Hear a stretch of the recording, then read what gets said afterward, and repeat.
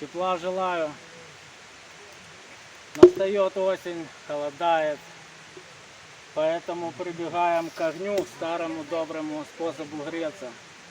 Сегодня складываем шатрового образа костер. Он похож на колодец, тоже четырехугольный, но сходит к высоте на сужение.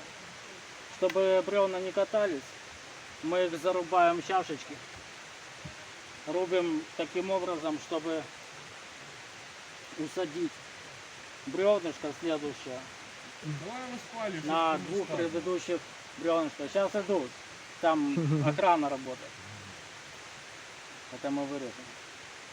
Итак, прицелились, сюда будет бревно, и вырубаем.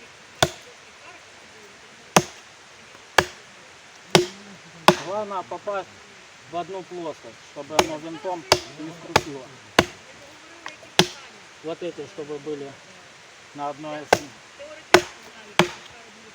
Немножко зарубим. Вдоль рубать дерево легче, поэтому всегда надо держать топор под углом.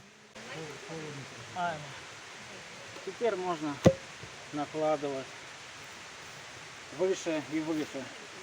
Пока складывали, как раз и стемнело. Пора зажигать.